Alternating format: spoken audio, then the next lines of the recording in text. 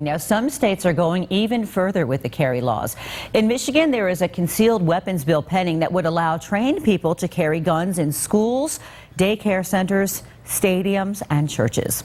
And this morning we are joined by Dr. Anthony Fleming, who is a visiting assistant professor of political science at the University of West Georgia. He's also the author of the book, Gun Policy in the United States and Canada.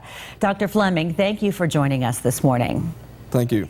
Now, talking from a strictly factual and historical basis, not politically, do you foresee any changes to our national gun policy in response to the shooting in Connecticut based on what you've seen in so many of the other mass shootings that we have in our history? I'd say historically speaking, after mass murders of this nature, we will not see policy change, especially when there are divided government, which we have currently. The only time that I have seen that you have major policy changes when you have unified control by the Democrats in Congress and the presidency.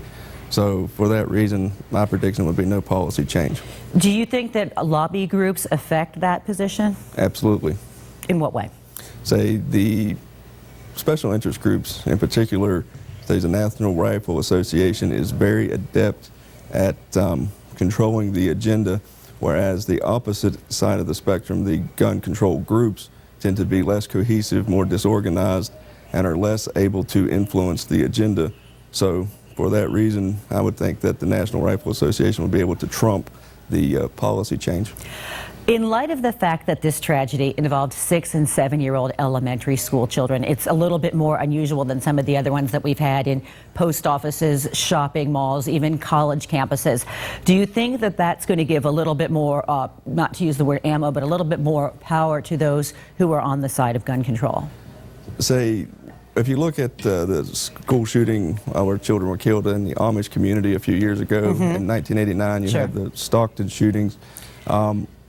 It's much more graphic because children were involved, but I still believe that there will not be policy change even though children were the ones that were the target in this case. Okay, and very briefly, because we're just about out of time, how do we stand in comparison to other countries in terms of gun control, especially when it comes to assault weapons? Oh, we're much more lenient. Most countries have far stricter controls than we do.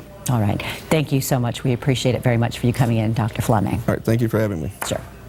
And sympathy is poured in from around the world over the Connecticut school shooting. Dozens of flower bouquets lined the U.S. Embassy in Moscow. News of the rampage dominated international newscasts and newspapers. World leaders, including Afghanistan,